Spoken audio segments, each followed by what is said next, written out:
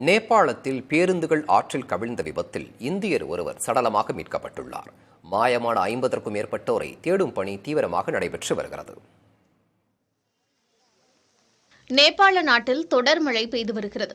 தலைநகர் காத்மண்டுவிலிருந்து சுமார் 80 கிலோமீட்டர் தொலைவில் இருக்கும் சித்வான் மாவட்டத்தில் நிலச்சரிவு ஏற்பட்டதால் வெள்ளிக்கிழமையன்று 2 பேருந்துகள் அங்குள்ள திரிசூலி ஆற்றில் கவிழ்ந்து விழுந்தது.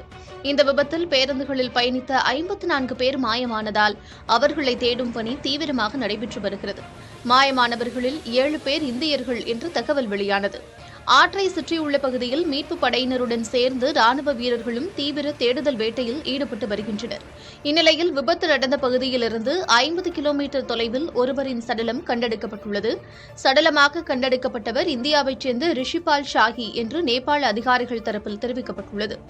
ஆழ்கடல் நீச்சல் பயிற்சி பெற்ற வீரர்கள் உள்ளிட்ட 500க்கும் மேற்பட்டோர் தேடுதல் பணியில் ஈடுபட்டு வருவதாகவும் மாயமானவர்களை மீட்க தங்களால் முடிந்த பணிகளை மேற்கொண்டு வருவதாகவும் சித்வான் மாவட்ட காவல்துறை தரப்பில் விளக்கம் அளிக்கப்பட்டுள்ளது. இதனிடையே இயற்கை பேரிடர்களால் பெரிதும் பாதிக்கப்படும் நேபாளத்தில் தற்போதைய மழை காரணமாக 18 லட்சத்திற்கும் அதிகமானோர் பாதிக்கப்பட்டுள்ளதாக அந்நாட்டின் தேசிய பேரிடர் மேலாண்மை துறை தெரிவித்துள்ளது.